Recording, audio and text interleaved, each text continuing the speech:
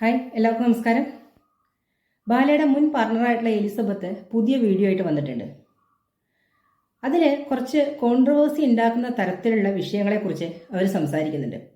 ഇതുവരെ അവരുടെ കാര്യങ്ങളെക്കുറിച്ചാണ് സംസാരിച്ചുകൊണ്ടിരുന്നതെങ്കിൽ ഇപ്പോൾ പുറത്ത് ചില ആളുകളെയും കൂടി ബാധിക്കുന്ന രീതിയിലുള്ള ചില കാര്യങ്ങൾ കൂടി അവർ ഇപ്രാവശ്യത്തെ വീഡിയോയിൽ സംസാരിക്കുന്നുണ്ട്. മിഷേൽ ഷാജി മരണപ്പെട്ടതുമായി ബന്ധപ്പെട്ട ചില വിഷയങ്ങൾ ബാലയ്ക്കും ബാലയുടെ കൂട്ടാളികൾക്കും അറിയാമെന്ന തരത്തിലാണ് അവർ സംസാരിക്കുന്നത്. മിഷേൽ ഷാജിയുടെ അമ്മയും അച്ഛനും 24 ന്യൂസിന് കൊടുത്ത ഒരു ഇൻ്റർവ്യൂവിൽ ശ്രീകണ്ഠൻ നായർ സാറോട് ചില പേരുകളൊക്കെ പറയുന്നുണ്ട് അത്രേ. ഞാൻ ആ ഇൻ്റർവ്യൂ കണ്ടിട്ടില്ല. അവർ പറയുന്നുണ്ട്, സംശയമുള്ളവർ ആ ഇൻ്റർവ്യൂ ഒന്ന് കണ്ടു നോക്കൂ. 1 മണിക്കൂറോളം ദൈർഘ്യമുള്ള ഒരു ഇൻ്റർവ്യൂ ആണ്. അതിൽ അവർ പല ആളുകളുടെയും പേര് എടുത്തെടുത്ത് പറയുന്നുണ്ട്. അവരുടെ മകളുടെ മരണത്തിനിടയാക്കിയ ചില ആളുകളുടെ പേരുകൾ എടുത്തു പറയുന്നുണ്ട്. ആ പേരുകാരെ എനിക്ക് നേരിട്ട് അറിയാം. ബാലയുടെ വീട്ടിൽ വെച്ച് ഞാൻ അവരെ കണ്ടിട്ടുണ്ട്. അവരുടെ പല സംഭാഷണങ്ങളും കേൾക്കാനിടയായിട്ടുണ്ട്. അതുകൊണ്ട് തന്നെ ഈ കുട്ടിയെ ആദ്യം പോസ്റ്റ്മോർട്ടം ചെയ്യാൻ കൊണ്ടുപോയ ഹോസ്പിറ്റലിൽ നിന്ന് വേറെ ഹോസ്പിറ്റലിലേക്ക് മാറ്റിയിട്ട് അവിടെയാണ് ഈ പോസ്റ്റ്മോർട്ടം ചെയ്തത്. ആ ഹോസ്പിറ്റലിനെ കുറിച്ച് പരക്കെ ഒരു നെഗറ്റീവ് അഭിപ്രായമുണ്ട്. മോൻസൺ മാവുങ്കലുമായിട്ട് ബന്ധപ്പെട്ട ഒരു പോക്സോ കേസിൽ ആ കുട്ടീനെ ഭീഷണിപ്പെടുത്തിയത് അവിടുത്തെ സ്റ്റാഫുകളും ഡോക്ടേഴ്സും ആണെന്ന വാർത്ത പുറത്തു വന്നിരുന്നു. അതേ ഹോസ്പിറ്റലിൽ തന്നെയാണ് ഈ മിഷേൽ ഷാജിയെ പോസ്റ്റ്മോർട്ടം ചെയ്തത്. അപ്പോൾ അതുകൊണ്ട് തന്നെ ഇതിലൊക്കെ എന്തൊക്കെയോ ദുരൂഹതകളുണ്ട് എന്നുള്ള തരത്തിലാണ് എലിസബത്ത് സംസാരിക്കുന്നത്. ഇതിൻ്റെ പേരിൽ എന്ത് കേസ് വരികയാണെങ്കിലും അവർ നേരിടാൻ തയ്യാറാണ്. അവരുടെ സംശയമാണ് അവർ പറഞ്ഞത്. അതിൻ്റെ പേരിൽ എന്ത് കേസ് വരികയാണെങ്കിലും ജയിലിൽ പോയി കിടക്കാനും അവർ തയ്യാറാണ് എന്ന തരത്തിൽ അവർ സംസാരിക്കുമ്പോൾ ഇതിനൊക്കെ എന്തൊക്കെയോ സത്യാവസ്ഥ ഉണ്ടെന്ന് തന്നെയാണ് തോന്നുന്നത്. കാരണം ഒരാൾ വെറുതെ വന്നൊന്നും പറയില്ലല്ലോ. അപ്പോൾ ഒരു ഗൂഢസംഘം തന്നെ ബാലയ്ക്ക് പുറകിൽ പ്രവർത്തിക്കുന്നു എന്ന് സംശയിക്കേണ്ടിയിരിക്കുന്നു. സ്വന്തം ചോരയാണ്. ആ ചോരയെ സംരക്ഷിക്കാനോ ആ കുട്ടിക്ക് ഒരു 10 പൈസ കൊടുക്കാനോ മടി കാണിക്കുന്ന ഒരു മനുഷ്യൻ എങ്ങനെയാണ് മറ്റുള്ളവരെ ഇത്രയധികം കൈയഴിഞ്ഞ് സഹായിക്കുക? അപ്പോൾ അതിൻ്റെ പിന്നിൽ തന്നെ എന്തെങ്കിലും ഒരു തട്ടിപ്പില്ലേ എന്ന തരത്തിൽ പലരും സംസാരിച്ചിട്ടുണ്ട്. അതൊക്കെ ശരിവെക്കുന്ന രീതിയിലുള്ള സംസാരങ്ങളാണ് ഇപ്പോൾ എലിസബത്തിന്റെ ഭാഗത്തു നിന്ന് ഉണ്ടാകുന്നത്. ഒരു പ്ലാനോട് കൂടിയിട്ടാണ് ഈ എലിസബത്തിനെ കല്യാണം കഴിച്ചെന്ന് പറയാൻ കഴിയില്ല, കൂടെ താമസിപ്പിച്ചത് എന്ന് പറയേണ്ടി വരും. കല്യാണം എന്ന് വിശ്വസിപ്പിച്ച് കൂടെ താമസിപ്പിച്ചത് എന്ന് പറയേണ്ടി വരും. അതിന് പ്രധാന കാരണം എലിസബത്തിന്റെ വാക്കുകൾ തന്നെയാണ്. എന്നെ ഇയാളെ കൂടെ താമസിപ്പിച്ചത് ഇയാൾക്ക് അസുഖമുണ്ട് എന്നുള്ളത് തിരിച്ചറിഞ്ഞിട്ട് ഒരു ഡോക്ടറുടെ സേവനം എപ്പോഴും ഇയാളുടെ കൂടെ ആവശ്യമാണ്. ഇയാളുടെ മെഡിക്കൽ കാര്യങ്ങളൊക്കെ കൈകാര്യം ചെയ്യാൻ ഒരു ഡോക്ടറുടെ സേവനം ആവശ്യമാണ്. അതായത് ഈ എലിസബത്തിനെ കല്യാണം കഴിക്കുന്ന സമയത്ത് എലിസബത്തിനോട് ബ്ലഡ് ഗ്രൂപ്പ് വരെ ചോദിച്ചിരുന്നു അത്രേ. അപ്പോൾ കഴിഞ്ഞൊരു ദിവസം ബാല ഒരു വീഡിയോ ചെയ്തിട്ട് പറഞ്ഞിരുന്നു, പിന്നെ എനിക്ക് കരൾ മാറ്റി വെക്കുന്ന സമയത്ത് എലിസബത്ത് എന്തുകൊണ്ട് കരൾ തന്നില്ല, എന്തുകൊണ്ട് ഞാൻ വേറെ ആളുടെ കരൾ സ്വീകരിക്കേണ്ടി വന്നു, അതിനൊക്കെ കുറേ കാര്യങ്ങളുണ്ട് അതിൻ്റെ പുറകിലൊക്കെ, എനിക്ക് അതിനെക്കുറിച്ചൊക്കെ കുറെ സംസാരിക്കാനുണ്ട് എന്നൊക്കെ പറഞ്ഞിരുന്നു. അപ്പോൾ ഈ എലിസബത്ത് കരൾ കൊടുക്കും എന്ന് അറിഞ്ഞുകൊണ്ട്, അതായത് കരൾ കൊടുക്കാൻ നിർബന്ധിതയാവും, തൻ്റെ കൂടെ താമസിക്കുന്ന ഒരാൾ, തൻ്റെ ഭാര്യ, തൻ്റെ പാർട്ട്ണർ, സ്വാഭാവികമായിട്ടും തൻ്റെ പാർട്ട്ണറിന് എന്തെങ്കിലും സംഭവിച്ചു കഴിഞ്ഞാൽ സഹായിക്കുമല്ലോ. അതുകൊണ്ടായിരിക്കണം ഈ കുട്ടിയെ വിവാഹത്തിന് മുമ്പ് തന്നെ ബ്ലഡ് ഗ്രൂപ്പൊക്കെ ചോദിച്ചു വെച്ചത്.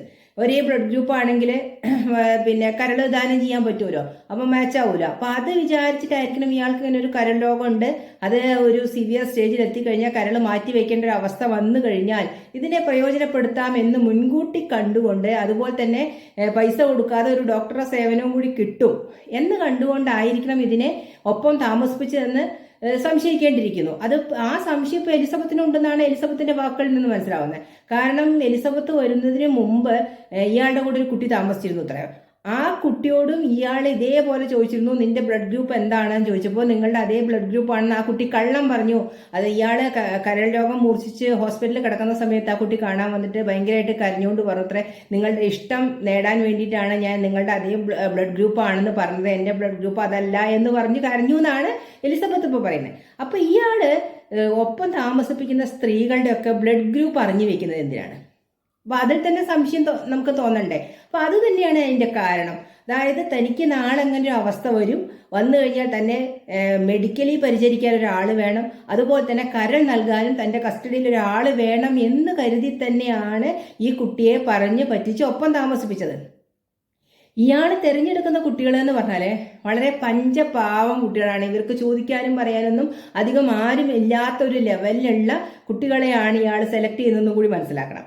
പിന്നെ അവസാന ഘട്ടത്തിൽ ഇയാൾ എലിസബത്ത് കരൾ തന്നില്ല എന്നിപ്പോൾ പരാതി പറയുന്നുണ്ട്. അപ്പോൾ എലിസബത്ത് പറയുന്നത് ഞാൻ കരൾ കൊടുക്കാൻ തയ്യാറായിരുന്നു, എന്നിട്ടും അയാൾ എന്തുകൊണ്ട് വേറൊരാളെ സെലക്ട് ചെയ്തു എന്നാണ് ചോദിക്കുന്നത്. അതിനുള്ള തെളിവുകൾ എൻ്റെ കയ്യിലുണ്ട്. അപ്പോൾ എനിക്ക് തോന്നുന്നത് അപ്പോഴത്തേക്കും ഇയാൾ വേറൊരു താവളം കണ്ടെത്തി കഴിഞ്ഞിരുന്നു. ഈ അവസാന സ്റ്റേജ് എത്തിയപ്പോഴത്തേക്ക് ഇയാൾ വേറൊരു താവളം കണ്ടെത്തി, അതായത് കോകില എന്നൊരു താവളം ഇയാൾ കണ്ടെത്തി കഴിഞ്ഞിരുന്നു. ഇയാൾക്ക് എലിസബത്തിനെ ഏകദേശം മടുത്തു തുടങ്ങിയിരുന്നു. എലിസബത്തിനെ എങ്ങനെയെങ്കിലും ഒഴിവാക്കിയിട്ട് കോകിലെ കല്യാണം കഴിക്കാം എന്നുള്ള ഒരു ലെവലിലേക്ക് ഇയാൾ മൈൻഡ് സെറ്റ് മാറി തുടങ്ങിയിരുന്നു. കാരണം ആ സമയത്തൊക്കെ ഈ കോകിലയായിട്ട് ഇയാൾക്ക് റിലേഷൻഷിപ്പ് ഉണ്ടായിരുന്നു. അപ്പൊ അതുകൊണ്ട് തന്നെ ഈ എലിസബത്ത് എൻ്റെ കരൾ സ്വീകരിച്ചു കഴിഞ്ഞാൽ ഈ എലിസബത്തിനോട് വീണ്ടും ഒരു കമ്മിറ്റ്മെന്റ് വരും അല്ലേ. പിന്നെ നാളെ ആളുകൾ കുറ്റപ്പെടുത്തും, അവളുടെ കരൾ വാങ്ങിക്കഴിഞ്ഞ് അവളെ ചവിട്ടി പുറത്താക്കി എന്ന് പറയും. അത് പറയാതിരിക്കാൻ വേണ്ടിയിട്ടാണ് അയാൾ വേറൊരാളെ കണ്ടെത്തിയതെന്ന് ഉറപ്പിച്ച് പറയാം. അതുകൊണ്ട് തന്നെയാണ് അപ്പോൾ ഇയാളെ പരിചരിക്കാനും തൽക്കാലത്തെ ആവശ്യത്തിനും ഒക്കെ എലിസബത്തിനെ പിണക്കാതെ അവിടെ നിർത്തുകയും ചെയ്തു.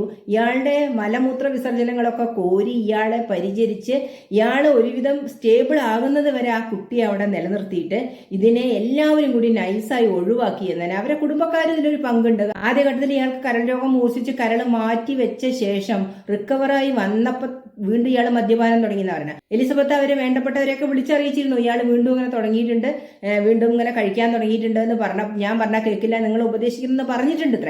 ഇയാളെ കുടിക്കുന്നതിൽ നിന്നും തടസ്സപ്പെടുത്തുമ്പോൾ ഇവർക്ക് അടിയാണ് കൊടുത്തോണ്ടിരുന്നത്.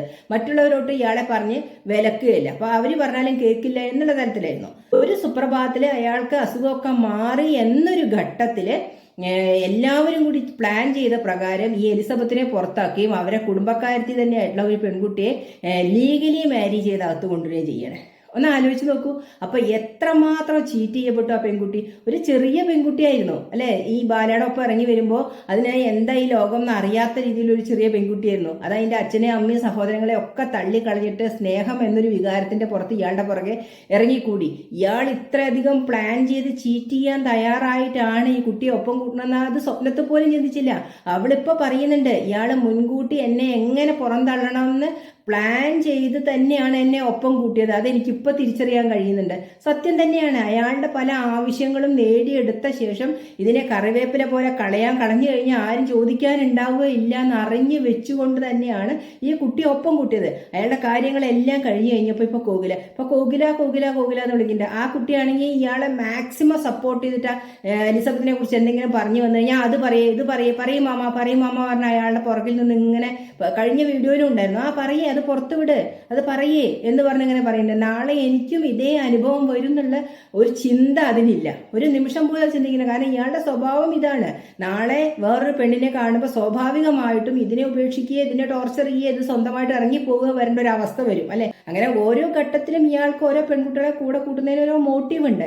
അത് തന്നെയാണ് ഇയാളുടെ മൈൻഡ് സെറ്റും അത് തന്നെയാണ്. അത് ഏറ്റവും നന്നായി മനസ്സിലാക്കിയ ആളും എലിസബത്ത് അടക്കും.